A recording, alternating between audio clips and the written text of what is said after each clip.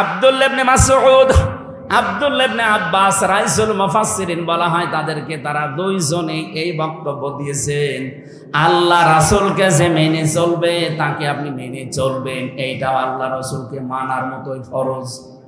আর আল্লাহ রাসূলকে যে মেনে চলে না, সে যদি আপনার বাবাও হয়, আপনার চাচাও হয়, আপনার বড় নেতাও হয়, তাকে মানা জায়েজ নেই, হারাম। এই আয়াতটা শুধু ঠাকুরকার জন্যে। আমি যত জায়গায় সারা বাংলাদেশের 630টা থানা আছে, আমার 620টা থানায় যাওয়া হয়ে গেছে। সারা বাংলাদেশ ঘুরে আমি এই প্রচারটা করলে অনেকাংশ মানুষগুলো দেখি মন খারাপ করে। আরে ভাই, আমার নিজের কথা বললাম, আপনি নেতা মেনে জাহান্নামে যাচ্ছেন, আপনি নামাজ দিয়ে, রোজা দিয়ে, হজ দিয়ে কি করবেন? সুতরাং ওইগুলো যেন ঠিক থাকে, আপনার নেতা মানাটাও যেন ঠিক থাকে। আজকে থেকে সিদ্ধান্ত নেওয়া যাবে না, আল্লাহ রাসূলকে যে মানে না, সে যে দলের লোক হোক আমি ওরে মানি না। আল্লাহ রাসূলকে যে মানবে, ও যে দলের লোক হোক আমি ওকে মানতে রাজি আছি। এই কথা বলেন না কেন? কারা রাজি আছেন মন থেকে? হাত তোলেন তো দেখি। এই আন্দাজ হাত তুলবেন না। আলহামদুলিল্লাহ ভাই, ঠিক আছে, আলহামদুলিল্লাহ। এ মাহফিল সাকসেস হয়ে গেছে যদি কথা ঠিক রাখতেন। আর যদি আম গাছ পর্যন্ত শেষ, জাম গাছ পর্যন্ত শেষ, বাড়ি যদি নিয়ে যেতে না পারেন, এরকম অনুষ্ঠান বছরে একবার না, প্রতিদিন দেবেন, প্রতিদিনই অনুষ্ঠান মাঠে মারাবেন। আমরা কি চাই এই 2-3 লাখ টাকা খরচ করে অনুষ্ঠান নষ্ট হয়ে যাক? সুতরাং আমাদের মেনে নেওয়ার মাধ্যমে এর পরিচয় দেওয়া লাগবে, আমরা রাজি আছি ইনশাআল্লাহ। তাহলে দল করতে প্রথম কি লাগে? নেতা মোহাম্মদুর রাসূলুল্লাহ, ওনাকে যারা মানবে সেইটা আসল নেতা। আপনি এখন খুঁজে দেখেন, যদি এরকম কেউ পান, যদি মনে হয় যে হ্যাঁ এটা হচ্ছে মেনন সাহেব, আপনি মেনে নেন। যদি মনে করেন এটা ইনু সাহেব, মেনে নেন, কোনো অসুবিধা নেই। কিন্তু দেখা লাগবে আল্লাহ রাসূলকে মানে কিনা। এই পৃথিবীতে সবচাইতে বেশি কোরআনকে, ইসলামকে আর নবীজিকে গালি দিয়েছে যাদের নাম বলছে, এরা আলেমদেরকেও গালি দেয়। দেখেছেন হেফাজত ইসলামের যিনি নেতা ছিলেন তারেও গালি দিয়েছে, তেতুল হুজুর বলে, বিষ বৃক্ষ বলে কওমি মাদ্রাসাগুলোকে গালি দেয়। এই কথা বলছেন না কেন? প্রথম আলোর যিনি সম্পাদক আনিসুল হক, কয়েকদিন আগে কোরআনে কারিমের সূরা ফাতিহা থেকে শুরু করে প্রায় 25টা বিষয়ে ভুল ধরেছে উনি অনুবাদ করেছে এমন ভাবে, সমস্ত প্রশংসা আল্লাহর জন্য, এটা আলহামদুলিল্লাহি, অথচ এটা উনি বিকৃত করে সাজিয়েছে সমস্ত প্রশংসা রাজাকারদের জন্য। আমরা চাই অতি তাড়াতাড়ি 96% মুসলমানের এই দেশে এই লোকটাকে কোরআন বিকৃত করার অপরাধে ফাঁসি দেওয়া হোক। এই কথা বলেন না কেন? প্রথম আলো মুসলমানদের জন্য ব্যবহার করা জায়েজ নেই। এটা টয়লেটে টিস্যু বানাবেন। এটা যে র এবং ভারতের ইহুদি খ্রিস্টানদের দালাল, কোনো অসুবিধা নেই বুঝতে। সাংবাদিক ইলিয়াস কয়েকদিন আগে এটার প্রমাণ পেয়েছে। এই বাংলাদেশে জঙ্গি নাটক সাজিয়ে যেখান থেকে তালিকা করা হয়তো, ওটা প্রথম আলোর অফিস। আমরা আশা করছি কথা বোঝাতে পেরেছি। উনি একটা দুইটা না, বহু কোরআনের আয়াতকে এভাবে চিহ্নিত করে করে পুরাটা পাল্টিয়ে দিয়েছে। আল্লাহ বলছেন আমার আয়াতের ভেতরে কেউ যদি নিজের কথা চালায় তাকে একেবারে আমি কণ্ঠনালী কেটে ফেলে দেবো। তো কণ্ঠনালী কেটে ফেলা মানে ফাঁসি দেওয়া, আমরা ঠিকই বলছি।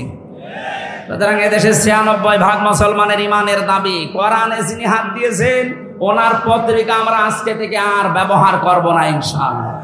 যদি ব্যবহার করা হয়, ওই ছোট ছোট বাচ্চারা আছে, ওদের পোশাক পায়খানা পরিষ্কার করবে। আমাকে বেশি বলে ফেললাম? না না, কিসের বেশি, অল্প হয়ে গেছে, এখনো বেশি বলা হয়নি। দ্বিতীয় নম্বরে, শুধু দল করতে নেতা হলেই হবে না, দল করতে লাগে সংগঠন। সংগঠন লাগে না? এই পৃথিবীতে বহু সংগঠন আমরা দেখতে পাচ্ছি। আল্লাহ রাব্বুল আলামিন একটা দলের কথা, সংগঠনের কথা জানিয়েছেন, ওয়াল তাকুম মিনকুম উম্মাতুন ইলা আখিরি আয়াত। অবশ্যই তোমাদের ভেতরে একটা উম্মত থাকা লাগবে, একটা জাতি, একটা দল, একটা সংগঠন থাকতেই হবে। রব্বুল আলামিনের আয়াত হচ্ছে ওয়ালতাকুম মিনকুম উম্মাতুন, উম্মাতুন মানে দল, উম্মাতুন মানে আরো জোরে, একটা দল তোমাদের ভেতরে থাকতেই হবে। তাহলে এটা দুনিয়ার বিষয় না, এটা আখিরাতের সাথে সম্পর্কিত। এই দলের কাজ কি হবে?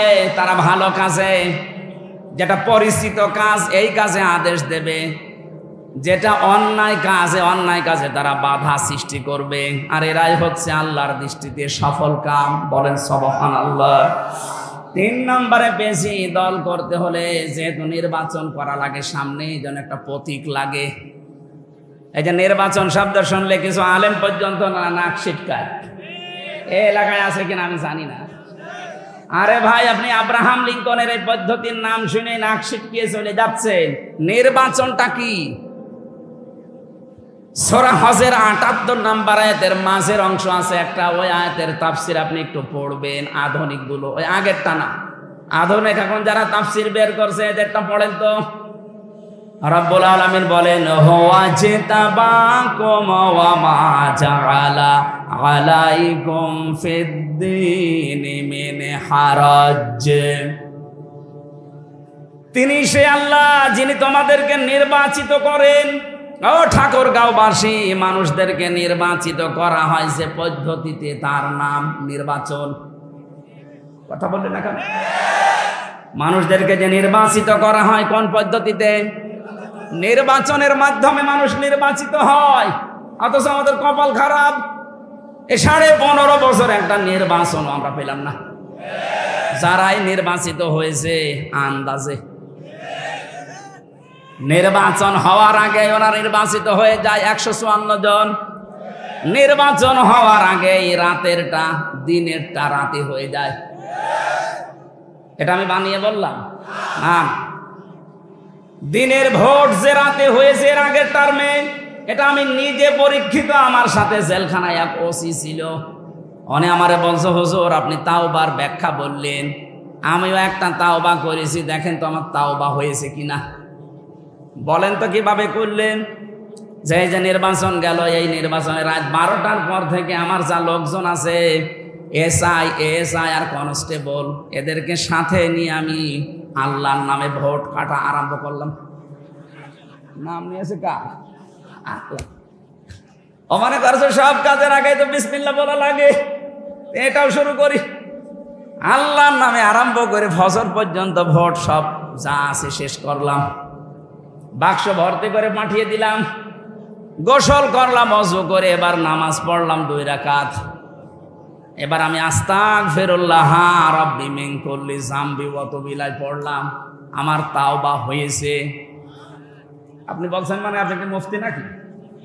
আমার যেহেতু মুফতি লেখা আছে নামের আগে, আমি ফেকা নিয়ে কামেল করেছি, এই জন্য ওনারে বললাম আমার সার্টিফিকেট আছে, সরকারি সার্টিফিকেট, আমি মুফতি।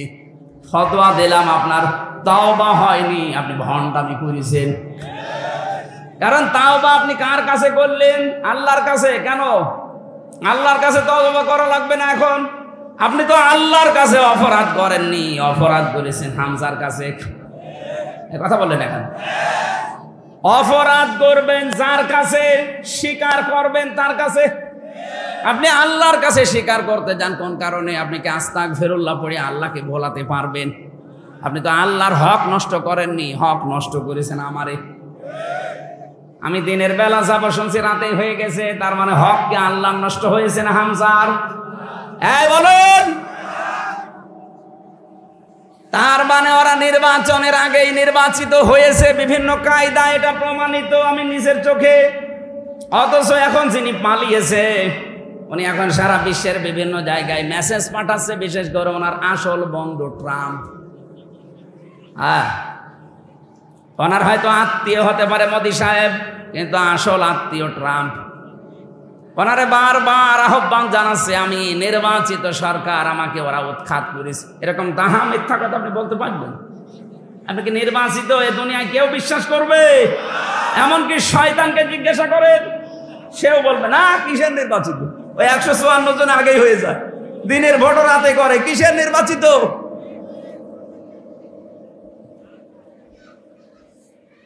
এই কথাটা এখন সারা বিশ্বের বিভিন্ন মডেলদেরকে উনি শোনাচ্ছেন, আমি নির্বাচিত, আর নির্বাচিত সরকারকে উৎখাত করেছি। এখন আমরাও ছড়াবো, আপনি নির্বাচিত না, আপনি অনির্বাচিত। আপনি সিলেক্টেড না ইলেকশনে হননি, আপনি সিলেকশনে হয়েছেন। এমনকি প্রধানমন্ত্রীও ইলেকশনে না, সিলেকশনে। তার মানে এই কথাটা এখন সারা বিশ্বে আমরা যারা মাজলুম আছি, ওই 14 দল বাদ দিয়ে বাকি আমরা যা আছি সব মাজলুম। এই মাজলুমদেরকে এখন ঐক্যবদ্ধ হয়ে, একতাবদ্ধ হয়ে এই কথা ছড়ানো লাগবে বারবার যে উনি অবৈধ, উনি নির্বাচিত না। নির্বাচনের মাধ্যমে আল্লাহ নির্বাচিত করেন, আর নির্বাচিত হওয়ার পরে যে মানুষটা টিকে থাকতে পারে, ওমা জাআলা, জাআলার কর্তা ফাইল আল্লাহ নিজে, ওমা জাআলা আলাইকুম ফিদ্দীন মিন হারাজ। যে মানুষগুলোকে আমি নির্বাচিত করি, সিলেক্টেড করি, যাদের মাসাই করে ফেলি, এই মানুষগুলো দিনের ওপরে চলতে গিয়ে যত বাধা আছে আমি আল্লাহ নিজে দূর করে দেই। জেলখানায় 3টা বছর মাঝে মাঝে হতাশা চলে আসতো মানুষ হিসাবে, কারণ খলিকাল ইনসানু হালুআ। আল্লাহ বলেন মানুষকে আমি বানিয়েছি দুর্বল করে, মানুষকে আমি অস্থির করে বানিয়েছি। মানুষ সব সময় অস্থির থাকে, আমরা মানসিকভাবে এভাবে মাঝে মাঝে অস্থিরতা আসতো। তো বাস্তবে দেখলাম দিনের ওপরে যে মানুষগুলো টিকে থাকে, এদের ওপর যত বাধার পাহাড় আসে আমার আল্লাহ আমাদেরকে দিয়ে ফেলে দেন না, নিজের পক্ষ থেকে দূর করে দেন। আমি মাত্র 10 দিন রিমান্ডে ছিলাম, তাই আমি হতাশ হয়ে পড়েছিলাম। আপনাদের নেতা 54 দিন রিমান্ডে ছিল। হতাশার কোনো ছাপ, 4-5 জন পুলিশ ধরে হাসপাতালে নিয়ে যাচ্ছে, কোর্টে নিয়ে যাচ্ছে, কিন্তু হতাশা নেই। এই বিশ্বাস ছিল যত বড় বিপদ আসুক আল্লাহ নিজে দূর করে দেবে। এই বিশ্বাসটা যার যত বেশি, ওই মানুষের ঈমান তত দামি আল্লাহর কাছে। কারণ এটা ইব্রাহিম নবীর মিল্লাত, মিল্লাতা বিকুম ইব্রাহিম হুয়া সাম্মাকুমুল মুসলিমিন। আল্লাহ বলেন এইটাই তোমাদের জাতির পিতার আদর্শ। নির্বাচিত হওয়ার মাধ্যমে যদি টিকে থাকতে পারো, আমার আল্লাহ যত বিপদ আপদ আসবে সব দূর করে দেবে।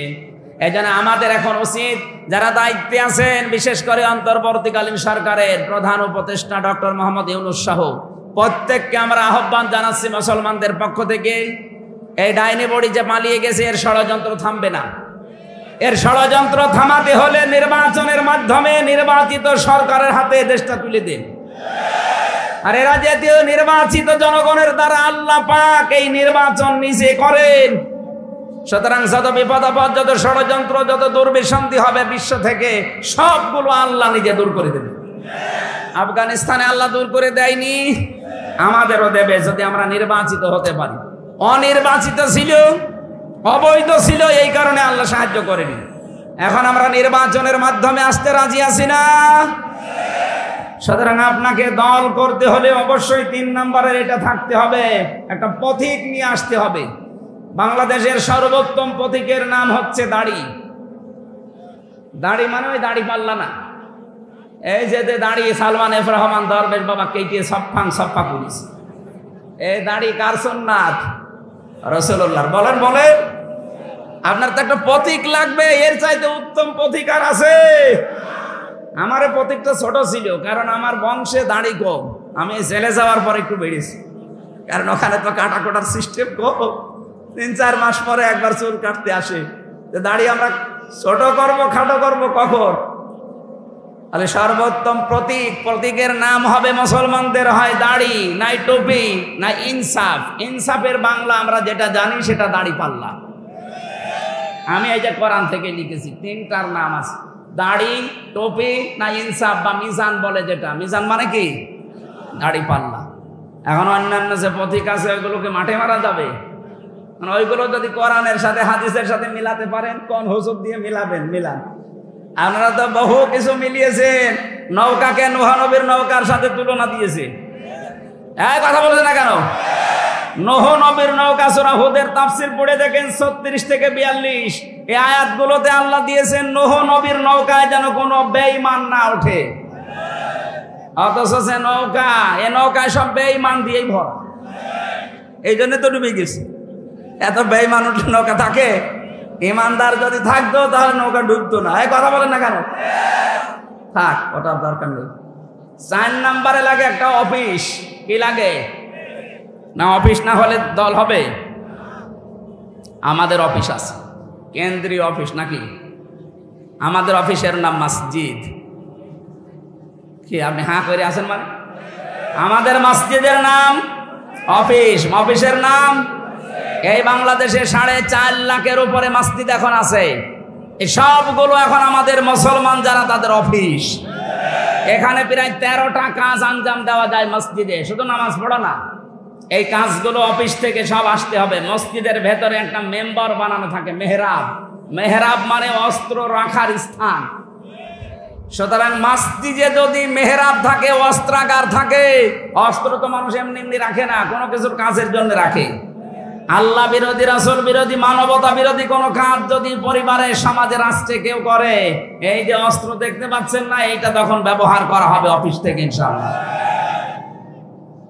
আমরা অফিস বানিয়েছিলাম বিভিন্ন জায়গায়, দেখলাম 15.5 বছরে হলগুলো দখল করে করে অফিস বানিয়েছে। এই কথা বলছেন না কেন? হল দখল করে অফিস বানানো লাগবে কোনো জায়গায় আছে? মুসলমানের অফিস হবে মসজিদ। 5 ওয়াক্ত নামাজ পড়তে এসে কিছু ট্রেনিং নিয়ে যাবেন। কি ট্রেনিং? মসজিদে গেলে মানুষ 27টা শিক্ষা পাওয়ার জন্য যায়। প্রথম শিক্ষা হচ্ছে কাতারের শিক্ষা। এখানে যে দলের লোকই দাঁড়ায় একটু বাঁকা হয়ে দাঁড়ায়, বলেন বলেন, সব সোজা হয়ে দাঁড়াচ্ছে। কাতার সোজা করো, এটা আরবিতে বলা হয়, সৌদি আরবে, বাংলাদেশে বাংলায় বলে যে কাতার সোজা করো। কারণ কি? যার দ্বারা কাতার বাঁকা হবে ওর অন্তর আল্লাহ বাঁকা করে দেবে। এখানে যে প্রথম শিক্ষাটা কাতার সোজা করো, বাংলার মুসলমানেরা আজ তাদের অফিসে যে 5 বার যদি কাতার সোজা করতে পারতো, এই দেশ কোন মানুষ আল্লাহ বিরোধী, রাসূল বিরোধী, মানবতা বিরোধী কাজ করে টিকে থাকতে পারতো না। কারণ এখানে আল্লাহর একটা বিধান পালন করা হবে, তার নাম সেজদা। তার নাম কি? সেজদা দেওয়ার জন্য তো কাতার সোজা করা হয় নাকি? একটা বিধান পালন করার জন্য যদি সব ভুলে যায়, আমরা হিংসা, বিদ্বেষ, মনোমালিন্য সব শেষ, সব দাঁড়িয়ে গেছি কাতারে। এখান থেকে বের হয়ে আল্লাহর এখনো বিধান আছে 499টা। কোরআন শরীফের ভেতরে আল্লাহ বিধান দিয়েছেন 500। কত? এখানে মাত্র একটা পালন করা হচ্ছে, এখনো বাকি আছে 499টা। একটার জন্য যদি অফিসে 5 বার যাওয়া লাগে, ট্রেনিং দেওয়া লাগে, তাহলে 499টা বিধান এখন ব্যক্তি, পরিবার, সমাজ, রাষ্ট্রে আছে। এটা পালন করার জন্য কতবার আল্লাহর কাছে যাওয়া লাগবে বলেন? আজকে থেকে দল যারা করেন, এই 4টা বিষয় সামনে রাখবেন। আপনার নেতা হবে মুহাম্মদ রাসূলুল্লাহর অনুসারী, আপনার সংগঠন হবে উম্মাতুন। কোরআনে কারীম থেকে যে উম্মাত শব্দটা আছে, সংগঠন করার জন্য যে নিয়ম নীতিগুলো আছে, নিয়ম নীতিগুলো ফলো করা হয়। তাফসীর আছে, তাফসীরে ফি জিলালিল কোরআনে 4 নম্বরে একটা পথিক লাগবে। আমরা এরকম একটা পথিক পেয়েছি যেটা রাসূলুল্লাহর সাথে জড়িত। কোরআনে কারিমে মিজান শব্দটা বহুবার আল্লাহ দিয়েছেন ন্যায় ইনসাফের প্রতীক হিসাবে। যদি সত্যি দেশে দাড়িপাল্লা বিজয় হয়ে যায়, আল্লাহর কসম ন্যায় প্রতিষ্ঠা হবে, মাস্ট বি। এটা আগস্টের 5 তারিখের পর থেকে আজকের দিন পর্যন্ত আমরা বহু মানুষকে অলরেডি দেখিয়ে ফেলেছি। বাকিটা একটু সুযোগ দেন, আল্লাহর কসম 100 ভাগ ওয়াদা পূর্ণ হবে। 4 নাম্বার আমাদের অফিস লাগবে। যেখানে সেখানে আমরা অফিসে যাব না, আমাদের অফিস হবে মসজিদ। এই 4টা কথা মেনে চলার তৌফিক আল্লাহ যেন দান করেন, বলেন আমিন। সূরা আরাফ 157 নম্বর আয়াতটা পড়েছি। এত বড় আয়াত আমি তাফসীর মাহফিলে পড়ি না, একটু বেশি পড়া হয়ে গেছে। সময় দেওয়া যাবে না একটু, না চলে যাবেন? এই ভেতরে ভেতরে কি সমস্যা? কি না ভাই, গুরুত্বপূর্ণ একটা বিধান এখন সামনে বলা হবে, চলে যাবেন? আপনি কতক্ষণ দাঁড়িয়ে থাকবেন? দাঁড়িয়ে থাকবেন না? আউযু বিল্লাহি মিনাশ শাইতানির রাজিম। বিসমিল্লাহির রহমানির রহিম। আলেমদেরকে বলছি, নোট করবেন। আল্লাযীনা ইয়াত্তাবিউনার রাসূলান নাবিয়্যাল উম্মিয়াল্লাযী ইয়াজিদুনাহু মাকতুবা ইনদাহুম ফিত তাওরাতি ওয়াল ইনজিল। আমি শেষ পর্যন্ত পড়লাম না, এ পর্যন্ত থাক। 13টা বিষয় আছে আয়াতে। কয়টা? কয়টা শুনে বাড়ি যাবেন বলেন তো? 13টা শুনতে হলে তো আবার আর কাছর আসবে। চোখ নামাজ কালাম বাদ দিয়ে শুরু করি। প্রথম কথা হচ্ছে আল্লাহ পাকের আদেশ, আল্লাযীনা ইয়াত্তাবিউনার রাসূলান নাবিয়্যাল উম্মি, যারা অনুসরণ করছে এবং করবে। ইয়াত্তাবিউনা এটা মুজারে, বর্তমান, ভবিষ্যৎ, প্রেজেন্ট, ফিউচার। এখন যারা করছে, ভবিষ্যৎ বলতে কিয়ামত পর্যন্ত যারা করবে। কার অনুসরণ? যিনি নবী, রাসূল এবং উম্মি, এই তিনটা গুণে গুণান্বিত। এই তিনটা গুণ যার দুনিয়াতে ছিল, 1 নম্বরে তিনি ছিলেন আল্লাহর রাসূল, 2 নম্বরে তিনি ছিলেন নবী, 3 নম্বরে তিনি ছিলেন উম্মি। প্রতিটি শব্দের ভেতরে এত কথা আল্লাহ পাক লুকিয়েছে। আপনি যদি সারা জীবনে রাসূল শব্দটা নিয়ে ব্যাখ্যা করেন, আপনার সারা জীবন শেষ হয়ে যাবে, এত কথা আছে রাসূলের। এখান থেকে রাসূলের কর্মসূচি কি, রাসূল হওয়ার জন্য কি কি গুণ অর্জন করা লাগে, কি কি গুণের কারণে আল্লাহ তাকে রাসূল বলেন। আর রাসূল কিয়ামত পর্যন্ত দুনিয়াতে মাত্র কয়েকজন রাসূল আল্লাহ পাঠিয়েছেন, সবাইকে আল্লাহ রাসূল বানাননি। আমাদের যিনি অনুসরণ যোগ্য, যাকে অনুসরণ করার জন্য আদেশ করা হচ্ছে, তার প্রথম পরিচয় ছিলেন, তিনি ছিলেন রাসূল। কি ছিলেন? শুধু আরব জাহানের জন্য? বলেন বলেন। قُلْ يَا أَيُّهَا النَّاسُ إِنِّي رَسُولُ اللَّهِ إِلَيْكُمْ جَمِيعًا। আল্লাহ পাক বলেন, হে নবী, তামাম দুনিয়ার মানুষকে এই ঘোষণা দিয়ে দেন, আমি কিন্তু শুধু আরব জাহানের জন্য না, সকলের জন্য রাসূল হয়ে এসেছি। জোরে বলেন সুবহানাল্লাহ।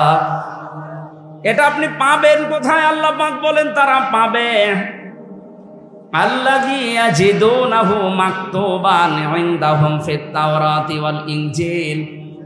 ইহুদি খ্রিস্টানরা যারা দাবি করে আহলে কিতাব আমরা, ওদের ওই তাওরাতে, ওদের ওই ইনজিলের ভেতরে এই নবীর এই পরিচয়গুলো পাওয়া যাবে। এখান থেকে আমি তাফসিরে পেয়েছি, তাওরাত এবং ইনজিল যেহেতু আগে এসেছে, এর আগে বহু কিতাব আল্লাহ দুনিয়াতে পাঠিয়েছিলেন, ছোট সহিফা। এই যে হিন্দুরা এটা এখন যেটাকে বেদ বলে চালায়, খ্রিস্টানরা ত্রিপিটক বলে চালায়, এটা যদি ওরা আজ বিশ্বাসও করে যে হ্যাঁ উপরওয়ালা এই কিতাব পাঠিয়েছে, আপনি ওই কিতাবের পুরাতন ভার্সনগুলো দেখবেন, ওখানে আমাদের রাসূলের এই 3টা পরিচয় দেওয়া আছে।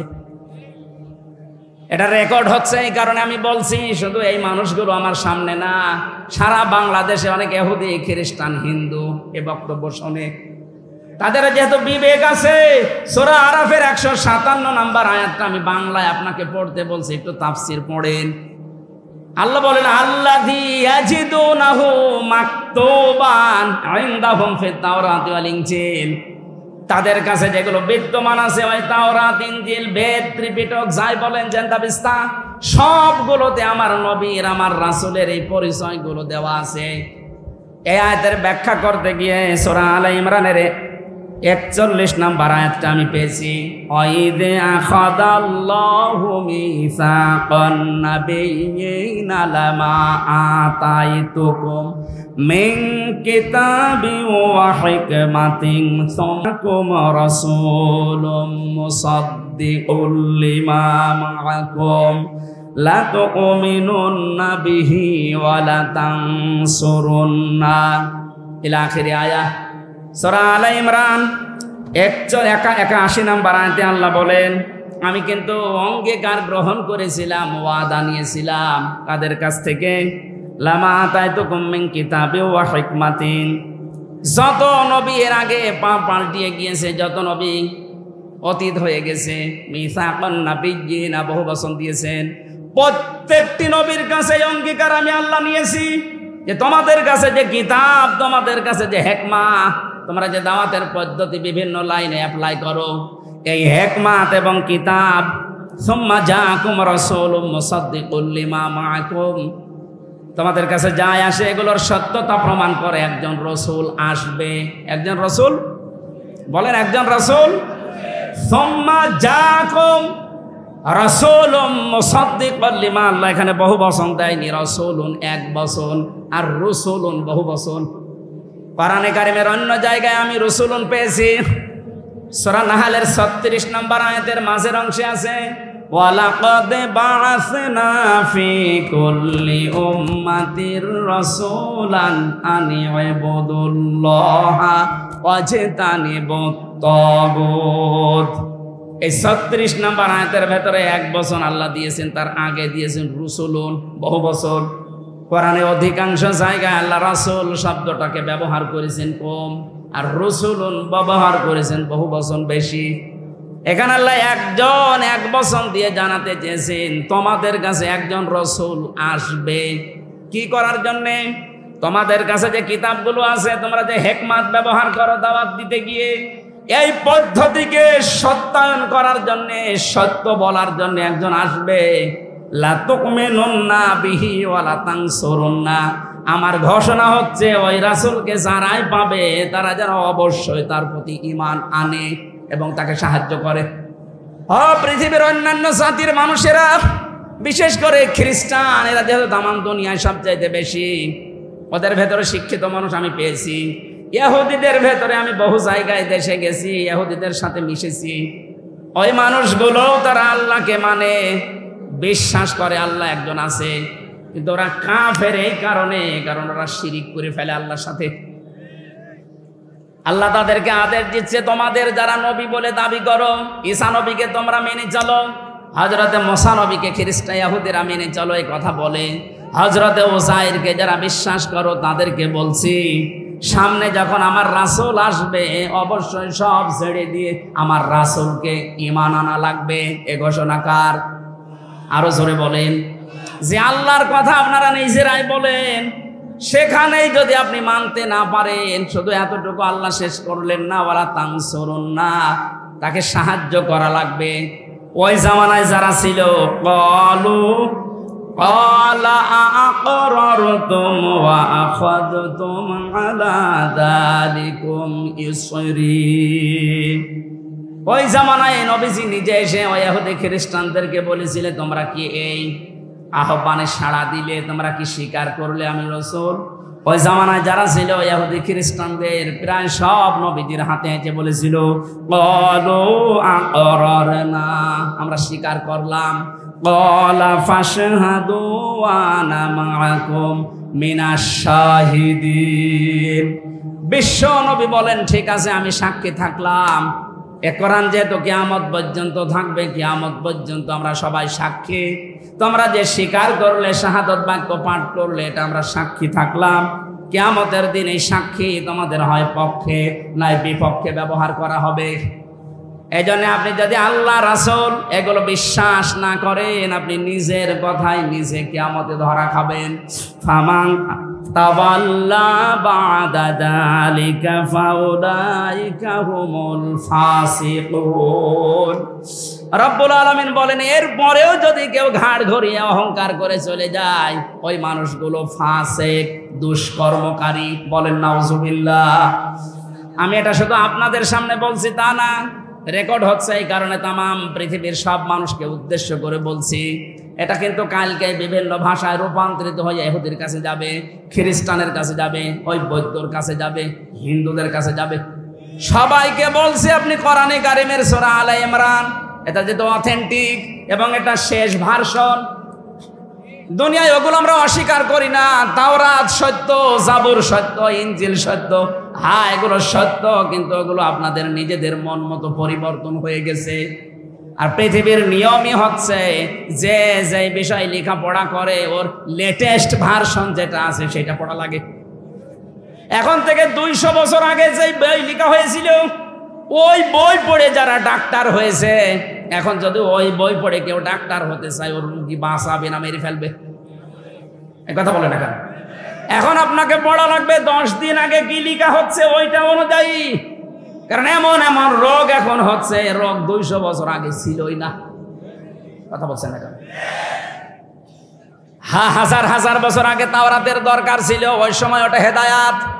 হাজার হাজার বছর আগে ইনজিলের দরকার ছিল, ওই সময় ওটা হেদায়াত। এখন যেহেতু ওগুলো ওল্ড হয়ে গেছে, পুরাতন হয়ে গেছে, লেটেস্ট যেটা ভার্সন এসেছে আল্লাহর পক্ষ থেকে কোরআন, এইটা যদি মেনে নেওয়া যায় তাহলে আগেরটা আমরা বিশ্বাস করি, কিন্তু ওটা আমরা মানতে পারি না। ওটা মানতে গেলে রোগী বাঁচবে না, আরো মরে যাবে। আশা করছি আমার কথা বুঝতে পেরেছেন। সবাইকে আমি আহ্বান জানাম হেদায়েতের দিকে। আমার রাসূলকে অনুসরণ করার জন্য বলছি, যার প্রথম পরিচয় রাসূল, 2 নাম্বার নবী, 3 নাম্বার তিনি উম্মি ছিলেন। আর এগুলোর প্রমাণ আপনাদের কিতাবে আছে। এই জন্য বিশ্ব নবীর দাওয়াতি কাজের প্রথম পদ্ধতি আল্লাহ শিখিয়েছেন সূরা আলে ইমরান 64 নাম্বার আয়াত, ওলিয়া আহলাল কিতাবি তাআলাউ ইলা কালিমাতিন সাওয়াইন বাইনানা ওয়া বাইনাকুম। আল্লাহ পাক বলেন, নবী আপনি ওই ইহুদি খ্রিস্টান বৌদ্ধ ওদেরকে ডাক দেন যে আসো, তোমরা যারা কিতাব পেয়েছি এই কথা বলো, আসো এই একটা কথার দিকে আমরা সবাই ঐক্যবদ্ধ হই, যেটা তোমাদের জন্য আমাদের জন্য সমান সমান। আল্লাহ না'বুদু ইল্লাল্লাহ। প্রথম কথা এই, আল্লাহ বাদে কারো ইবাদত দুনিয়ায় চলবে না। আপনারা রাজি আছেন না? দল আমাদের আলাদা থাকতে পারে, ধর্ম আমাদের আলাদা, কিন্তু আল্লাহ বাদে আমরা কারো ইবাদত আজকে থেকে আর করব না।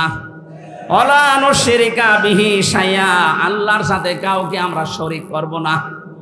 এটা ওদের কিতাবেও আছে, জাবরে আছে, তাওরাতে আছে, ইনজিলে আছে, কোরআনেও আছে। সুতরাং যে বিষয়গুলো মিলছে এইগুলো তো মেনে নেওয়া যায়। এটা যদি ইহুদি খ্রিস্টান বৌদ্ধদের সাথে এই ঐক্য গড়া যায় কথা কোরআনের আয়াত অনুযায়ী, বাংলাদেশে আজ ছোটখাটো বিষয় নিয়ে আজ যারা মতো পার্থক্য করে আছি তাদের ভেতরে মিল করা যায় না। এদেশে মুসলমান আমরা 96 ভাগ, হয়তো দল আমাদের আলাদা আলাদা থাকতে পারে, কিন্তু আমরা সবাই আল্লাহ বাদে কারো ইবাদত করি না, এ কথায় বিশ্বাসী। আল্লাহর সাথে আমরা শরীক করি না, এ কথায় বিশ্বাসী। এ কথা বলছেন না কেন? এরপরে আল্লাহ দিয়েছেন ওয়ালা ইয়াত্তাখিদা বা'দুনা বা'দান আরবাবাম মিন দুনিল্লাহ। আল্লাহ বাদে আমরা ইলাহ হিসাবে, রব হিসাবে কাউকে আমরা গ্রহণ করছি না, করব না, এই কথায় ঐক্যবদ্ধ হও। আমাদের আসল বিষয় যখন ঠিক আছে, তখন মতানৈক্য করছে কারা? আগস্টের 5 তারিখ থেকে যে 2 মাস পার হয়ে কতদিন হয়ে গেল, ঠিকই চলছিল। হঠাৎ 4-5 দিনে কিছু আলেম নামে, আমি জালেমই বলবো তাদেরকে, এখন খালি ধোয়া তুলছে মওদুদিবাদ মওদুদিবাদ। কেন এই 2 মাস কোথায় ছিলেন আপনি? এতদিন তো এই ধোয়া তোলেননি। এখন ঐক্য হওয়ার জন্য উম্মত এক জায়গায় আসতেছে, আর আপনি এই ধোয়া তুলে আরো এখন পার্থক্য করে দিচ্ছেন। মানুষদেরকে এক জায়গায় করা ফরজ, মানুষ আলাদা করা হারাম। হারাম কাজে যার একটা মিথ্যা ধোয়া তুলে আপনি শুরু করছেন। মওদুদিবাদ বলে কোনো বাঁধ এই দুনিয়ায় নেই। সৌদি আরবের সবচাইতে বড় আলেমদের ভেতরে একজন, আমি জেলখানায় পড়েছিলাম কিতাবটা, সালেহ আল আস-সাউদা। এই লোকটা এত বড় লেখক, হয়তো পরিস্থিতি নেই আপনাদের কাছে, বহু বড় আলেমিনী। এই লোকটা বহু কিতাব লিখেছে, তার একটা কিতাবে লিখেছেন পৃথিবীর অনেক দেশে আমরা দেখতে পাই মানুষ মওদুদিবাদ বলে খালি ধোয়া ছড়ায়, মওদুদিবাদ বলে দুনিয়ায় কোনো বাদ নেই। মওদুদি রহমতুল্লাহ আলাইহে এই পৃথিবীতে তিনি উস্তাদ নামে পরিচিত এবং আওলাদে রাসূল, বিশ্ব নবীর বংশধরের একজন। বলেন সুবহানাল্লাহ। আল্লাহর এই গোলামকে মানুষ না বুঝে আন্দাজে তহমত দেয়, তার নামে মিথ্যা কথা ছড়ায়। আমি যেটা করি নাই ওইটা যদি কেউ আমার নামে বানিয়ে বলে, আল্লাহ ওই দোষ আমাকে দিয়ে করাবে, এরপর আমার মরণ হবে। সুতরাং আপনি আলেম হয়ে জালেমের মতো কাজ করছেন, কার টাকা খেয়ে আমি তো জানতে পারছি না। বহু আলেম এখন উঠে পড়ে লেগেছে উম্মতের ভেতরে, যেন এই বিষয়টা আসতে না পারে। ঐক্য যদি কারো দ্বারা নষ্ট হয়, ও বেঈমান হয়ে মারা যাবে। ও জেনে করুক আর না জেনে করুক। শেষের কথা ছিল ফাইন তাওয়াল্লাও, এত কিছু বলার পরে ওরা যদি মুখ ফিরিয়ে নেয় চলে যায়, ফাকুলু শাহাদু, তোমরা সবাই মিলে বলো বিআন্না মুসলিমুন, যা করবি কর যা, আমরা মুসলমান। আমরা কি? আরো জোরে বলেন, আমরা কি? রব্বুল আলামিন বলেন এই ঘোষণাটা তাদের কাছে দেওয়ার পরে গুরুত্বপূর্ণ কিছু কাজ তাদের উপর চাপিয়ে দাও। এক নম্বরে বিশ্বনবী যেটা করতেন, ইয়ামুরুহুম বিল মারুফ ওয়া ইয়ানহাহুম আনিল মুনকার। এই এখানে এই বিষয়টা খুব গুরুত্বপূর্ণ, যারা আলেম আছেন তাদেরকে এবার খুব ভালোভাবে বুঝবেন। ইয়ামুরুহুম বিল মারুফ, এখানে যারা সিলেবাসভুক্ত আলেম জিজ্ঞাসা করেন সবাই এক বাক্যে বলবে সৎ কাজে আদেশ, অসৎ কাজে নিষেধ। ওই বাংলা অর্থ তো মেলে না। মারুফ মানে সৎ কাজে আদেশ, আপনি কোথায় পেলেন? মারুফ মানে আরাফা ইয়ারিফু থেকে শব্দটা, এটার বাংলা অর্থ পরিচিত। বাংলা অর্থ কি বলেন না কেন? তার মানে পরিচিত কাজগুলো করার জন্য আদেশ করছেন নবীজি। ওয়ানহাহুম আনিল মুনকার, আর তিনি তোমাদেরকে নিষেধ করেন মুনকার মানে অন্যায়। মুনকার মানে আরো জোরে বলেন। আমার প্রশ্ন আসে, এই যে পরিচিত, আমরা কখন পরিচিত হয়েছি? আমরা তো এর আগে আল্লাহর বিধানের কথা শুনি নাই, পরিচিত হলাম কি করে? হ্যাঁ, একটা জবাব আছে তাফসিরের ভেতরে, এটা তাফসিরে খাজেনের ভেতরে পাবেন। আল্লাহ রাব্বুল আলামিন আমাদেরকে তৈরি করার আগে আমাদের যিনি পিতা হযরতে আদম, কে? উনি আমাদের পিতা। এই কথা বলতে আমাদের কোনো দ্বিধা আছে? আমাদের আদি পিতা হযরতে আদমকে আল্লাহ যেই দিন তৈরি করেন, ওই দিন তার ভেতরে রূহ দেওয়ার সঙ্গে সঙ্গে একটা ক্লাস নিয়েছিলেন। এ কথা জানেন না? ওয়া আল্লামা আদামাল আসমা কুল্লাহা, এই যে আয়াতটা যারা পড়ি, এখানে আসমা এসএম-এর বহুবচন আছে, গুণবাচক শব্দ এটা। আল্লাহ পাক বলেন কুল্লাহা, আমার আদমকে আমি সব কিছুর নাম শিখিয়েছি। বাংলা অর্থ যদিও নাম লেখা আছে, কিন্তু এটা শুধু নাম না। আমার প্রশ্ন, এখানে ক্লাস নিচ্ছে সরাসরি কে? জবান খোলেননি আপনি। ক্লাস নিচ্ছে কে? ছাত্রকে। একে হামজার মতো ছাত্র? নবী, প্রথম মানুষ, আবার নবী। সরাসরি ক্লাস নিচ্ছে আল্লাহ নিজে। ছাত্র হচ্ছে নবী, আর জায়গা হচ্ছে জান্নাত। জায়গা কি? আল্লাহ যদি ক্লাস নেয় কোনো বিষয়ে, আমাদের মতো ক্লাস নেবে? অবশ্যই কোনো গুরুত্বপূর্ণ বিষয় জানাবে। আপনার কি মনে হয় ও আল্লামা আদামাল আসমা কুল্লাহা, আল্লাহ তাকে বিভিন্ন নাম শিখিয়ে দিয়েছে? এই নাম মানে আম গাছ, জাম গাছ, কলা গাছ, কাঁঠাল গাছ, এটা শেখানোর দরকার আছে? ওই ক্লাসে এগুলোর দরকার কি? ওই ক্লাসে আল্লাহ শিখিয়েছিলেন কোনটা, ওইটা আজ পর্যন্ত আমাদের কাছে অনেকের ক্লিয়ার না। পড়াশোনা নেই তো ক্লিয়ার হবে কি করে? আপনি এসএমটা ভাঙবেন। এই যে আসমা শব্দটা আপনি গবেষণা করেন, তাফসিরে আমি আধুনিক তাফসিরগুলোতে পেয়েছি, যুগের জ্ঞানের আলোর সাথে যেটা লেখা, এই জায়গায় লেখা আছে সমস্ত নাম। এই জায়গা আমার আল্লাহ জানিয়েছেন সমস্ত ন্যায় কাজের সাথে আমি পরিচয় করে দিয়েছি, সমস্ত অন্যায় কাজের সাথে ওই দিন আমি আদমকে পরিচয় ঘটিয়েছি। এই জন্য পৃথিবীতে আমরা আসার পরে অনেককে দেখি লেখাপড়া জানে না, কিন্তু আদম নবীর সন্তান, যেহেতু আমরা ওনার পৃষ্ঠদেশে ছিলাম, ওখানে ওই ক্লাসে আমরাও ইনডাইরেক্ট ভাবে ছিলাম। কথা বলছে না কেন? কিয়ামত পর্যন্ত যত আদম সন্তান নরনারী আসবে সবাই ওই ক্লাসে আদম নবীর পৃষ্ঠদেশে ছিল। ওই ক্লাসে থাকার কারণে বাবার কাছ থেকে ওই বিষয়টা আমরা জানা আছে। দুনিয়ায় লেখাপড়া না করলেও কোনটা ন্যায় কোনটা অন্যায় এমনি বুঝি। আপনাকে যে এমনি বুঝি কে বোঝালো? এই ক্লাসটা করেছেন কখন? ওই সময়। এই জন্য ইয়ামুরুহুম বিল মারুফ, যত পরিচিত কাজ আছে দুনিয়ায়, এখানে পরিচিত কাজ মানে ভালো কাজ। পরিচিত কাজ মানে কি? এই ভালো কাজের সাথে আপনাকে আল্লাহ পরিচয় করে দিয়েছে। যত মন্দ কাজ আছে, অন্যায় কাজ আছে, অন্যায় কাজের সাথে আপনাকে পরিচয় করা আছে। রাসূলকে যদি আমরা অনুসরণ করতে চাই, এই দুনিয়ায় যত ন্যায় আছে ন্যায় প্রতিষ্ঠা করা লাগবে, যত অন্যায় আছে এগুলো নির্মূল করা লাগবে। এইটা করলে আপনি সফল হতে পারবেন। এরপরে আল্লাহ জানিয়েছেন ওয়া ইউহিল্লু লাহুমুত তাইয়্যিবাতি ওয়া ইউহাররিমু আলাইহিমুল খাবাইস, আমার নবীজির কাজ ছিল তিনি যত পবিত্র বস্তু হালাল করে দিতেন, যত খারাপ বস্তু আছে অপবিত্র এগুলো তিনি হারাম ঘোষণা দিতেন। এখন পবিত্র আর অপবিত্র এই দুইটা বিষয় সামনে নিয়ে কথা বলা লাগবে। পবিত্র জিনিস তিনি হালাল করতেন কি করে? হালাল করার দায়িত্ব কার? তাহলে রসুলকে আল্লাহ বলছেন কেন যে আপনি পবিত্র জিনিস হালাল করে দেন? মুফাসসিরিন ইকরাম লিখেছেন এই পৃথিবীতে যত হালাল আছে হারাম আছে শুধু আল্লাহ নিজেই করেননি, আমার রাসূলকে আল্লাহ শারিআ বানিয়ে দিয়েছেন। তিনি শরীয়ত প্রণেতা। তিনি হালাল বললে হা, হারাম বললে তামাম দুনিয়ার জন্য না হয়ে যেত। জোরে বলেন সুবহানাল্লাহ। বিশ্বনবী এখন কোন কোন জিনিসকে হারাম ঘোষণা দিলেন, কোন কোন জিনিসকে হালাল ঘোষণা দিলেন, ওইটা এখন জানা লাগবে।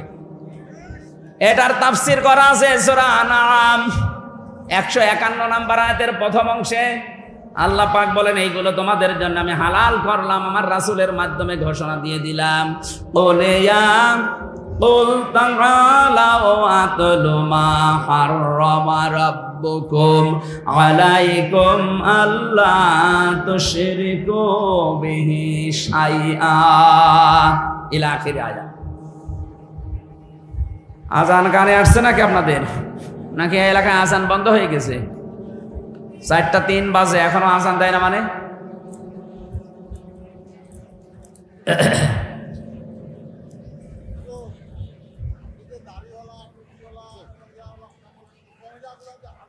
ও ভাই দাঁড়ান, এখনো তো শেষ হয়নি বলছে। মহিলা আছে,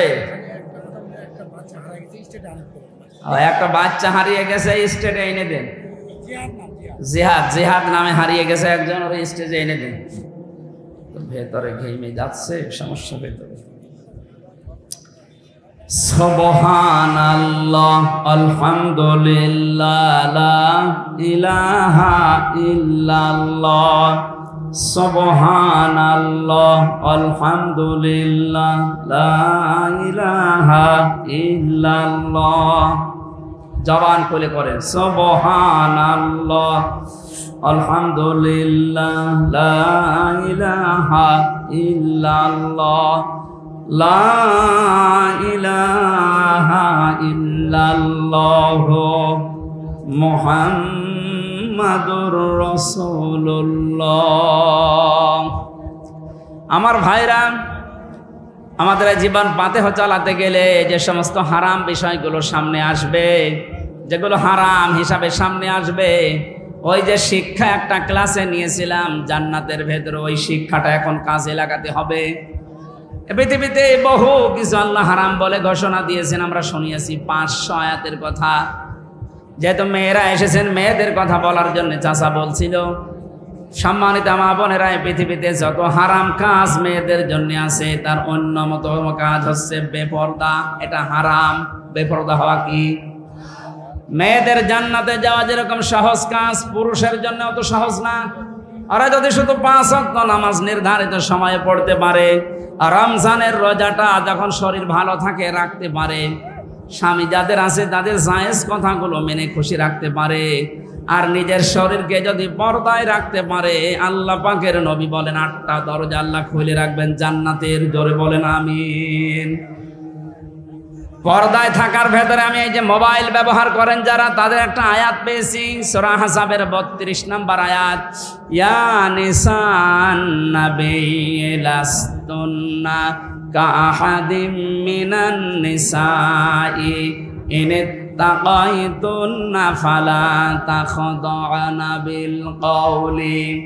আল্লাহ বলেন, হে নবীর স্ত্রীরা, পর্দার আড়াল থেকে, ফোনে হোক, ফ্যাক্সে হোক, হিসাবের আড়াল থেকে কারোর সাথে কথা বলতে হলে কথা বলবা সঠিক কথা, মিথ্যা কথা বলা যাবে না, কিন্তু ভাষা হবে রুক্ষ সূক্ষ্ম। মা বোন যারা এসেছেন, কারোর সাথে যদি মোবাইলেও কথা বলেন, পর্দার আড়াল থেকে কথা বলেন, আপনার কণ্ঠটাও যেহেতু পর্দা, এজন্য কথা বলবেন সঠিক সত্য কথা, মিথ্যা বলা যাবে না, কিন্তু ভাষা করবেন গরম দেওয়া মতো, রুক্ষ সূক্ষ্ম, রুড়ো মেজাজের। এই একটা পর্দা, একটা ফরজ বিধান, এটা একটা হালাল বিষয়। এই হালালটাকে আজ নিচে নামানোর জন্য অনেকে সমকামিতা প্রমোট করছে বাংলাদেশে। সুতরাং বাংলাদেশের রাজধানীতে মানবাধিকারের নাম নিয়ে সমকামিতার অফিস যারা খুলতে চাচ্ছে, দেশের মুসলমানদের এখন বড় দাবি ওটা যেন বন্ধ করা হয়। যে সুস্থতা এটা একটা নিয়ামত। মুসা নবী আলাইহিস সালাম আপনারা জানেন আল্লাহর সাথে কথা বলতেন, কালিমুল্লাহ বলা হয় যার নামে। তিনি বলেছিলেন, রব্বুল আলামিন, আমি যদি তোমার মালিক হয়ে যেতাম আর তুমি যদি আমার বান্দা হতে, তাহলে আমার কাছে তুমি কি চাইতে? আল্লাহ বলেন, মুসা, তুমি তোমার বর্ডার ক্রস করে ফেলেছো, তুমি কখনো তো আমার মালিক হতে পারবে না, আর আমারও তোমার বান্দা হওয়া সম্ভব না। মুসা নবী বললেন, আল্লাহ তুমি রাগ করো কেন? আমি তো আর মালিক হতে চাইনি, আমি যদি শব্দ লাগিয়েছি, যদি হতাম তাহলে তুমি কি চাইতে? আল্লাহ তাআলা বলেন, সম্ভব না, তারপরও যদি হতে তোমার মতো মালিকের কাছে আমি বান্দা হিসাবে দুইটা জিনিস চাইতাম, একটা হায়াতে তাজ্জেবা আর একটা সুস্থতা। মুসা নবী বলছে, আল্লাহ আমি তো এটাই জানতাম না যে তোমার কাছে কি চাওয়া লাগে বান্দা হিসাবে। আজকে যখন তোমার কাছ থেকে জেনে নিলাম, তবে আমি এখনই দোয়া করছি তুমি আমার হায়াতটা তাজ্জেবা বানিয়ে দাও আর আমাকে সুস্থতার জীবন দান করো। ওই দিন আল্লাহ বলেছিলেন, মুসা তুমি খুব চালাক, তুমি আমাকে প্রশ্ন করে জিনিস বের করে নিয়ে আবার ওইটা আমার কাছে কামনা করো। যাও, তোমাকে আমি হায়াতে তাজ্জেবা দিয়ে দিলাম আর তোমাকে আমি একটা সুস্থ জীবন দিলাম।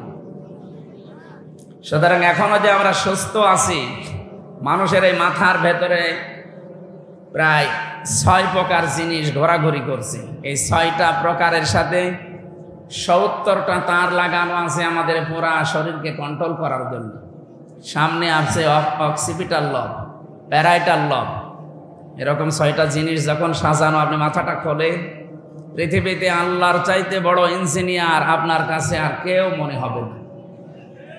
এত তার দেওয়া, কিন্তু কোনো তারের সাথে কোনো তার প্যাচ খায় না। রক্তকণিকার ভেতরে সূক্ষ্ম সূক্ষ্ম নার্ভ দেওয়া আছে, তার দেওয়া আছে। আমরা এই যে বিদ্যুতের তার, ডিশ অ্যান্টেনার তার, ওয়াইফাইয়ের তার, এগুলোর এক জায়গায় মিশ্রণ দেখি মাঝে মাঝে ঘিসিমিসি হয়ে যায়, শর্ট করে 2-1টার সাথে। আল্লাহ এই যে 70,000 তার দিয়েছেন এই শরীরের ভেতরে, আজ পর্যন্ত কোনো তারের সাথে কোনো তার প্যাচ লেগে মানুষ মারা গেছে এইটা আজও হয়নি। ইলা ইয়াউমিল কিয়ামা, কিয়ামত পর্যন্ত হবে না। এই বড় ইঞ্জিনিয়ারের কাছ থেকে আমরা তৈরি হয়ে এসেছি এই দুনিয়ায়। আমাদেরকে যিনি এখনো পর্যন্ত সুস্থ রেখেছেন, বলেন আলহামদুলিল্লাহ। দরুদ আর সালাম পড়ছি আমাদের নবী মুহাম্মদুর রাসূলুল্লাহ সাল্লাল্লাহু আলাইহি ওয়াসাল্লামের প্রতি। এখানে যারা আছেন, কালকে এক জায়গায় ছিলাম আপনাদের ঠাকুরগাঁও, সমস্যা হয়ে দাঁড়িয়েছে। আমি ওনাকে একটা সংশোধনের জন্যে একটু টিপস দিয়েছিলাম, উনি উল্টা বুঝে শেষে একটু উচ্চবাচ্য করে পরিবেশটা নষ্ট করে ফেলেছে। এখানে এরকম মানুষ আছে কিনা আমি জানি না, থাকলেও অসুবিধা নেই, আজকেরটাও ভাইরাল হবে। ডাইরেক্ট হোক ইনডাইরেক্ট হোক, বুঝে হোক না বুঝে হোক, কেউ যদি কোরআনের বিরুদ্ধে, এবং কোরআন যিনি প্রচার করে, কোরআনের প্রচারক যারা দায়ী ইলাল্লাহ, এই মানুষগুলোকে কেউ যদি বাধা দেয়, দুনিয়া আখিরাতে আল্লাহ তারে অপমান করবেই। কিছুদিন আগে আমাদের কুষ্টিয়ায় এক লোক মাওলানা সাদিকুর রহমান আজহারি ভাইকে অপমান করেছিল। আল্লাহ তারে এমন পচিয়েছে, ও এখন রাস্তায় বের হতে পারে না। আমার মনে হয় গতকালকে যিনি এই কাজ করলেন, উনি বাংলায় কথা বলছিলেন, কিছু কিছু ইংরেজিতে বলছিলেন। আপনি বাংলা ইংরেজি পড়া লোক ওইগুলো বলেন, শেষে এসে কোরআনের আয়াত এমনভাবে পড়ছে মনে হচ্ছে যে আকাশ থেকে কেবল নাজিল হচ্ছে। এমনি জের জবর পাল্টিয়ে গেলে, কোনো অক্ষরের উচ্চারণ পাল্টিয়ে গেলে অর্থ পাল্টিয়ে যায়, আর সেখানে পুরাটা পাল্টিয়ে ফেলিস। ওয়ালা তাকফু মা লাইসা লাকা বিহি ইলমুন, আল্লাহ বলেন যে বিষয় জানো না মুখ খুলবা না। এটাকে আমি বানালাম? বলেন, আমি ওনাকে ওইটা বলেছিলাম যে আপনি যেটা জানেন না বলবেন না, আপনি আমার ছোট করলেন। আরে ভাই, আপনাকে আমি তো উদ্বুদ্ধ করছি। আপনি কোরআন শরীফের আয়াত উল্টা পাল্টা পড়বেন, বানিয়ে পড়বেন, এ একটা নিয়ম হলো? ইযা জা নাসরুল্লাহি ওয়াল ফাত, এখানে সোয়াদ আছে, নুন সোয়াদ র, নাসর মানে সাহায্য। নাসর মানে কি? কেউ যদি মুখটা গোল না করে সোয়াদ বাদ দিয়ে সিন বলে উচ্চারণ করে, ইযা জা নাসরুল্লাহি ওয়াল ফাত, নুন সিন র, নাসর মানে ঈগল পাখি। কথা বুঝতেছেন? আকাশ পাতাল পাল্টিয়ে যায়নি, অথচ একটা অক্ষর উচ্চারণে, আর উনি পুরা আয়াতই পাল্টিয়ে ফেলেছে। এই জন্য আপনাদেরকে আমি মিডিয়ার মাধ্যমে সারা পৃথিবীর মানুষকে সতর্ক করছি, কোরআন শরীফ হামজার বাবার না, এ কোরআন শরীফ কার? এটা কালামুল্লাহ বলা হয়, আল্লাহর কালাম। আমার মুখের কথা যেমন আমার কাছে দামি, কোরআনের কথা আল্লাহর কাছে ওই রকম দামি। কথা বলে না কেন? বিশ্ব নবীকে পর্যন্ত আল্লাহ জানিয়েছেন, ওয়ালাউ তাকাব্বালা আলাইনা বা'দাল আকাবিল লাআখাযনা মিনহু বিল ইয়ামিন সুম্মা লাকাতা'না মিনহুল ওয়াতিন ফামা মিনকুম মিন আহাদিন আনহু হাজিসিন। হে নবী, আমি কোরআনে যেইগুলো দিয়েছি আপনি ওইভাবে বাদ দিয়ে নিজের কোনো কথা যদি কোরআনের ভেতরে চালিয়ে দিতেন যে এটাও আল্লাহ জানিয়েছে, কি করতাম জানেন? আপনাকে আমি আল্লাহ আপনাকে চেপে ধরতাম। কোন হাত দিয়ে? ডান হাত দিয়ে। এখানে একটা বাংলা অর্থ ভুল করা হয়, যারা এখানে সিলেবাসভুক্ত আলেম আছেন তারা এটা ঠিক করে নেবেন। লা আখাজ না, এখানে ফাইল সরাসরি আল্লাহ নিজে। এখানে কর্তা কে বলেন তো? এখানে যারা আলেম আছে, এই যে টুপি মাথায় দেওয়া কিছু কিছু মানুষ আছে, আপনার কাছে বাংলা অর্থ এটা কি করেন? যে আমি আল্লাহ নবীর ডান হাত চেপে ধরতাম, কণ্ঠ নালী কেটে ফেলে দিতাম। না, এটা বাংলা অর্থ হয়নি। আপনি শাব্দিক অর্থ মিলান, দেখবেন পাল্টিয়ে যাচ্ছে। কোরআনের কোন শব্দ যদি কেউ ইচ্ছা করে পাল্টিয়ে ফেলে, ও বেঈমান হয়ে যায়। এই কথা বলেন না কেন? আপনারা এতদিন না জেনে যদি ভুল করে থাকেন, আজকে সংশোধন হবেন। লা আখাজ না, এই যে এক আলিফ টান আছে, জমা মুতাকাল্লিম, এর ফাইল সরাসরি কে? ফাইল মানে কর্তা, যিনি কাজ করেন। এখানে সরাসরি কাজ করছে কে? আল্লাহ বলেন আমি ধরতাম, নবীর হাত ধরতাম না, আমার নিজের ডান হাত দিয়ে ধরতাম। মিনহু বিল ইয়ামিন, এই ইয়ামিন মানে ডান হাত, বি মানে দ্বারা, দিয়ে কর্তৃক। আল্লাহ বলেন আমার ডান হাত দিয়ে আমি ধরতাম নবীকে, নবীর ডান হাত ধরতাম না। প্রশ্ন আসতে পারে, আল্লাহ ডান হাতের কথা বললেন কেন? বিশিমাল, বাম হাতের কথা বললেন না? আল্লাহর কি বাম হাতে শক্তি নেই? এটা ক্লাস চলছে, জবাব দেবেন ছাত্রের মতো, একেবারে 1 2 ছেলে ফেলে যেভাবে জবাব দেয় ওইভাবে দেবেন। আল্লাহর বাম হাতে শক্তি আছে না নেই? ডান হাতের কথা দিলেন কেন? সচরাচর আমরা যে বিষয়ে উদাহরণ দিলে বুঝি ভালো, বাস্তবতার সাথে আমাদের যেটা মেলে ওইটা আমরা তাড়াতাড়ি গ্রহণ করি, বিশ্বাসও করি তাড়াতাড়ি। আমরা দেখবেন বাম হাত দিয়ে কোনো জিনিস যদি উঠাতে না পারেন, ডান হাত দেন, আপনি তুলতে পারবেন। তার মানে ডান হাতের শক্তি বাম হাতের তুলনায় বেশি না কম? এই জন্য ডানপন্থী যারা, এই মানুষগুলো জান্নাতে যাবে, আর বামপন্থী যারা ও জাহান্নামে। এটা আমি বানালাম না, সূরা বালাদের শেষের দিকে আছে, হে নবী আপনি জানিয়ে দেন যারা বামপন্থী এই মানুষগুলো জাহান্নামী। পুরা কোরআনে বহু জায়গায় আল্লাহ দিয়েছেন আসহাবুশ শিমাল আসহাবুল ইয়ামিন। ডানপন্থী যারা এরা জান্নাতি, বামপন্থী এরা কোথায় যাবে? বাংলাদেশে বহু মানুষ আছে তারা নিজেদেরকে বামপন্থী পরিচয় দিয়ে গর্ববোধ করে, সরাসরি এটা বলতে পারেন না যে আমি জাহান্নামী। কি কথা তো একই। আসহাবুশ শিমাল মানে কি? যারা বামপন্থী এরা জাহান্নামী। তাই আপনি বাংলায় বলবেন এখন থেকে, আপনি বামপন্থী এ কথা না বলে বলবেন আমি চির জাহান্নামী, তাহলে মানুষ বুঝবে যে এমনি জাহান্নামে যাবে, ওর আর জানাজার দরকার নেই, কবরে দেওয়ার দরকার। এদেশে বহু মানুষ এরকম আছে না নেই?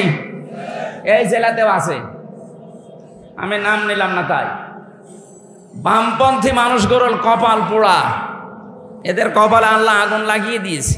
সূরা আরাফের ভেতরে পাবেন 8 নাম্বার পারা 14 নাম্বার পৃষ্ঠা 12 নাম্বার লাইনে আছে। যারা বামপন্থী বলে নিজেদেরকে গর্ববোধ করে, না আমি বামপন্থী রাজনীতি করি, আপনি জাহান্নামী। কারো ফতোয়া লাগবে না, আল্লাহর ফতোয়া। আপনি কোন জায়গায় যাবেন? হ্যাঁ, আপনি নামাজ পড়তে পারেন, রোজা রাখতে পারেন, আপনি দান সাদকা করতে পারেন, এগুলো সব ওই সালমান এফ রহমানের মতো মেকি লোক দেখানো। কথা বললেন না কেন? সংস্কারমূলক আলোচনা করছি। সুতরাং বাংলাদেশে যারা বামপন্থী আছেন, যদি বিবেক থাকে পাল্টাবেন। বিবেক যদি কাজ না করে, সরাসরি আমাদের ইনু সাহেবের মতো, মেননের মতো, দিলীপ বড়ুয়ার মতো, এই যে কালামানিক যেটা বিসি উড়ে গেছে, এই মানুষগুলোর মতো আপনি সরাসরি ঘোষণা দিয়ে দেবেন যে আমি জাহান্নামী ভাই, আমার কোনো জানাজা লাগবে না, আমারে কবরে দেওয়ার দরকার নেই, আমি মরে গেলে আপনারা পুড়িয়ে ফেলবেন। কারণ জাহান্নামে কি আছে? আগুন। জাহান্নামে কি আছে?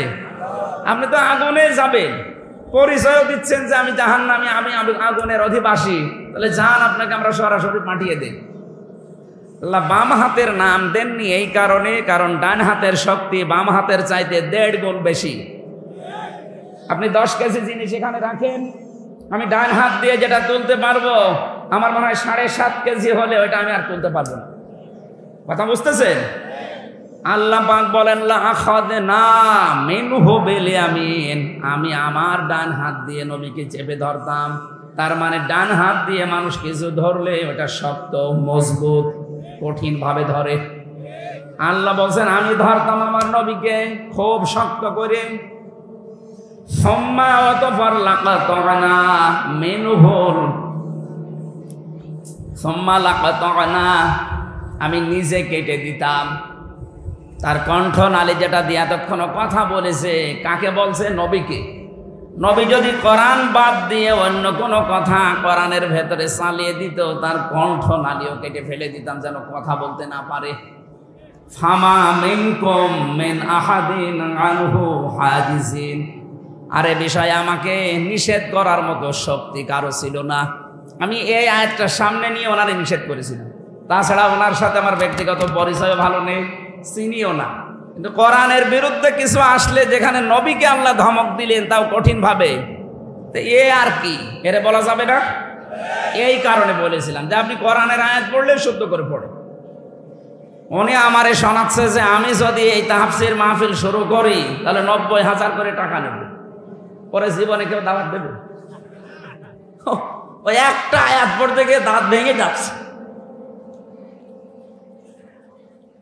আল্লাহ বলেন কোরআনের ভেতরে যা দিয়েছি, কোন মানুষ যদি কিচ্ছু ঢোকায় এর ভেতরে আর বলে এইটাও আল্লাহ জানিয়েছে, উনি তাসা শব্দের জায়গায় তিসা লাগিয়েছি। তিসা বলে এক নায়িকা আছে না, আমার মনে হয় ওনার সাথে কোনো সম্পর্ক ওনারা আছে। তাছাড়া কোরআনের আয়াতের ভেতরে তিসা লাগাচ্ছে কোন কারণে? আমি সত্যি কথা বলছি এই কোরআন সামনে নিয়ে কালকে, শুধু এই আয়াতটার কারণে। আল্লাহ বলছেন কেউ বাঁচাতে পারবে না তোরে আমার হাত থেকে, যদি কোরআনের ভেতরে কোনো কিছু বানিয়ে বলিস। ওনারা সংশোধন করলাম, উল্টা বুঝি পরিবেশটাই নষ্ট করে দিল। কোরআনের বিরুদ্ধে অবস্থান নিলে আল্লাহ নিজে তাকে ধরেন। এই জন্য আমরা যেন এই দুঃসাহস না দেখাই। পাগল হওয়া ভালো, অত পাগল হওয়া ভালো না। আল্লাহ আমাদেরকে তাওফিক দিন। কোরআনে কারিম থেকে আজকে তেলাওয়াতকৃত আয়াত যেটা, এখান থেকে কিছু নিয়ে যেতে চাই। তাফসীর মাহফিলগুলোতে আবহমান কাল থেকে আমার মনে হয় বেশিরভাগ মাটির নিচের কথাগুলো বলা হয়, কিন্তু ওপরের যে কথা এগুলো আমরা বলতে চাই না, শুনতেও চাই না, কারণ সে অভ্যাসই আমাদের তৈরি হয়েছে আবহমান কাল থেকে। আমরা যদি এই হাজার হাজার বছর যারা কোরআনে কারিম প্রচার করি, 1,500 বছর চলছে, অন্তত এ দেশে 1473 বছর আগে ইসলাম এসেছে। এই বাংলাদেশে সাহাবা একরামের মাধ্যমে 1473 বছর আগে অলরেডি ইসলাম চলে এসেছে। তখনও নবীজি এই দুনিয়ায় 3 বছর জীবিত ছিলেন। সুবহানাল্লাহ বলতে পারেন নাই? এর প্রমাণ আপনাদের রংপুর বিভাগের লালমনিরহাট জেলার পাটগ্রাম থানা আছে না একটা, ওখানে একটা মসজিদ পাওয়া গেছে, মাটির নিচে চাপা পড়ে গেছে ওটা।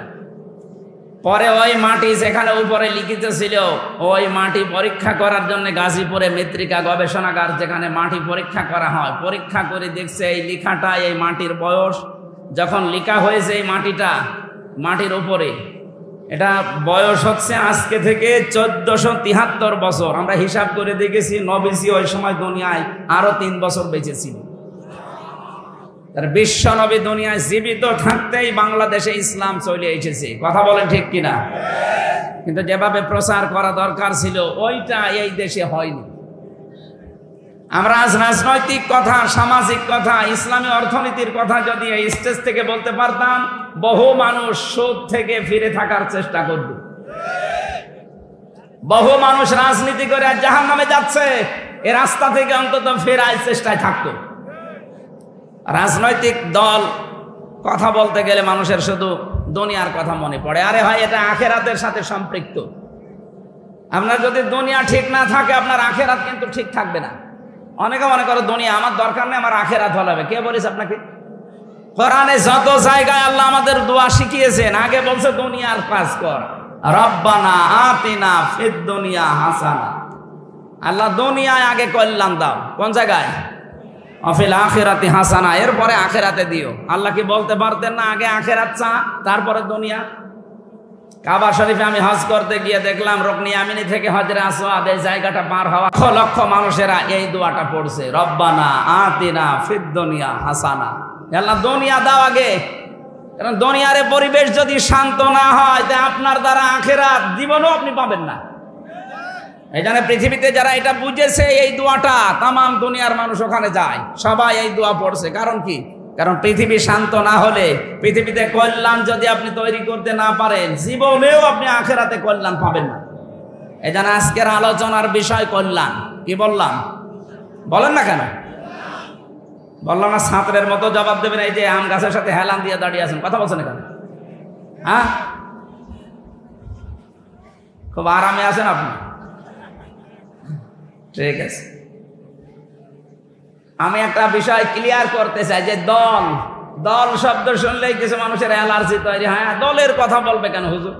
অথচ দল নামে আল্লাহ একটা সূরা দিয়েছেন, আহজাব। হিজবুন মানে দল, আহজাব মানে দল সমূহ। আল্লাহ যদি বুঝতেন যে এটা দুনিয়ার বিষয়ে বলার দরকার নেই, তাহলে দল নামে কোনো সূরা কোরআনে দিতেন? এই আয়াতের ভেতরে আমি পেয়েছি সূরা আলে ইমরানের 104 নম্বর আয়াত। এটা এর তাফসীর পড়বেন, আধুনিক যেগুলো পাওয়া যায় দেখবেন দল এই বিষয়টা সাজাতে 4টা জিনিস লাগে। দল করতে কয়টা জিনিস লাগে? আরো জোরে বলেন।